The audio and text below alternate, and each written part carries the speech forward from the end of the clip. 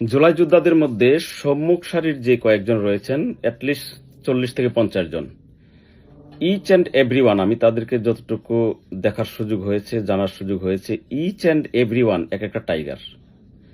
এবং নাসিরুদ্দিন পাটোয়ারি হচ্ছে সেই টাইগারদের অন্যতম একজন, দুর্দান্ত সাহসী এবং একটু ঘাড়তেরা একরোখা টাইপের ব্যক্তিত্ব ওনার।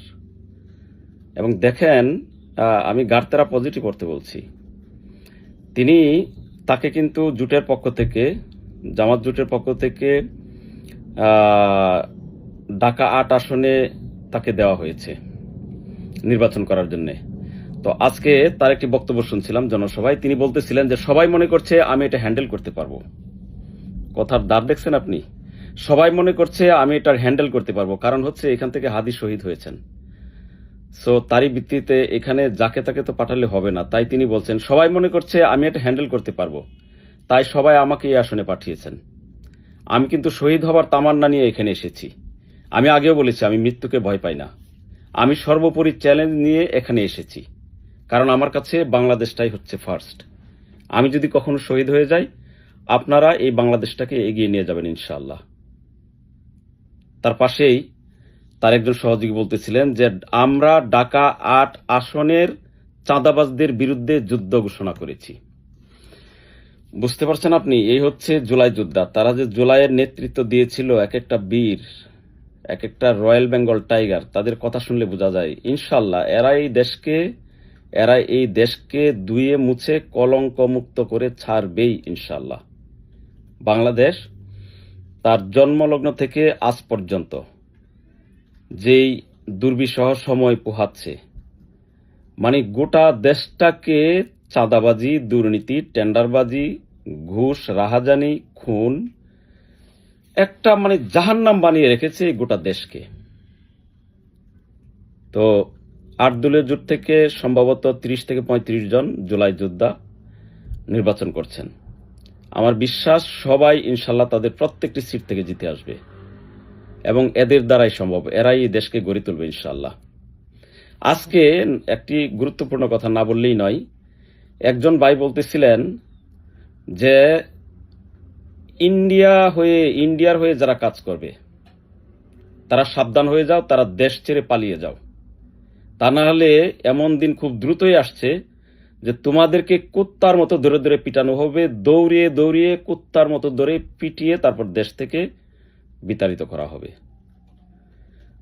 আমি জানি না আপনারা কিভাবে নিচ্ছেন, কারণ এই গোটা 54 বছর এই বাংলাদেশের কোটি কোটি মানুষের জীবনকে এই দুর্বিষহ করে তোলার পিছনে একমাত্র ক্রীড়ানক হচ্ছে ইন্ডিয়া।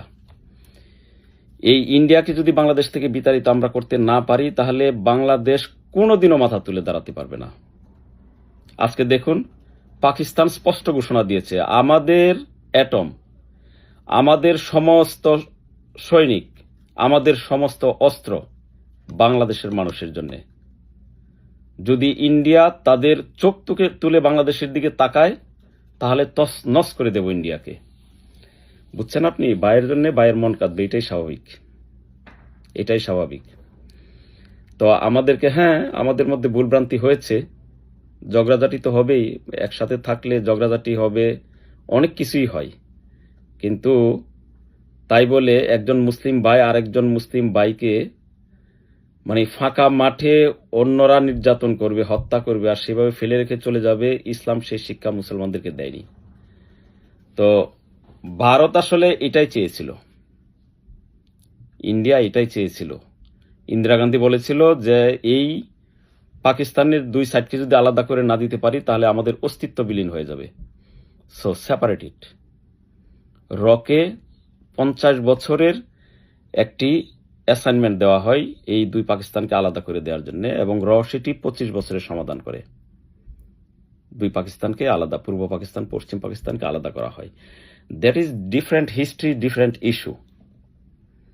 যেটা হয়েছে আমাদের ভালোর জন্য হয়েছে, কিন্তু ওই ঘটনাকে কেন্দ্র করে আমরা যদি এখনো কাদা ছোড়াছুড়িতে লিপ্ত থাকি, তাহলে এই কাদা ছোড়াছুড়ির যেই ফলাফল, তার রেজাল্ট ইন্ডিয়া ভোগ করবে, এবং এর জন্যই তারা দুটি দেশকে আলাদা করে দিয়েছিল। আপনি দেখুন, অ্যাটম বোম পৃথিবীতে প্রথম চার্জ করা হয়েছে কোথায়? জাপানে, হিরোশিমা এবং নাগাসাকিতে। সেই অ্যাটম বোম মানে আহ, সেখানে চার্জ করার পর কয়েক লক্ষ লোক মারা গিয়েছে। সেই জাপান আজকে আমেরিকার সবচাইতে বড় বন্ধুদের একজন, সবচাইতে বড় বন্ধুদের একজন। এখন আমরা যদি অতীত ইতিহাসকে নিয়ে এভাবে পিছনে ঠেলতে থাকি, তাহলে এই জাতির উন্নতি হবে না। জাতিটাকে এগিয়ে নেওয়ার জন্য আমাদের পাশে পাকিস্তানকে আমাদের দরকার। রাসূল সাল্লাল্লাহু আলাইহি ওয়াসাল্লাম যে ঘোষণা দিয়েছেন, যে হাদিস, যে হিন্দের সাথে আমাদের যুদ্ধ হবে, আপনি এটাকে কিভাবে দেখবেন? আমার রসুল কি বানিয়ে কোনো কথা বলেছেন? ন, যুদ্ধ হবেই। তো যেই হিন্দের সাথে, ইন্ডিয়ার সাথে আমাদের যুদ্ধ হবে, আমরা যদি মুসলমান হয়ে তাদেরকে বন্ধু মনে করি, তাহলে বুঝতে হবে যে আমরা যারা বন্ধু মনে করি তাদেরকে তাদের হাসর হবে, তাদের কবর হবে ওদের সাথে। কোনো মুসলমান তাদেরকে বন্ধু মনে করতে পারে না। মুসলমান হিসাবে আমরা ভদ্র জাতি, তারা আমাদের প্রতিবেশী, একেবারে বুকে বুক মিলিয়ে চলবো একসাথে, কিন্তু চোখে চোখ রেখে, যার যার স্বার্থকে 100% সমুন্নত রেখে। কারোর পায়ের নিকট নিজের মাথাকে নত করে কোনো মুসলমান জাতি তাদের জীবন লাইফ লিড করতে পারে না। এটা মুসলমান জাতির স্পিরিট না। প্রতিবেশী হিসাবে ইন্ডিয়ার সাথে আমাদের সম্পর্ক ভালো থাকবে, আমরা এটা চাই, কিন্তু কোনো দাদাগিরি খোলানো যাবে না। বাংলাদেশের প্রতি চোখ তুলে তাকালে সেই চোখকে উপড়ে ফেলা হবে। কথা লাউড অ্যান্ড ক্লিয়ার। ধন্যবাদ।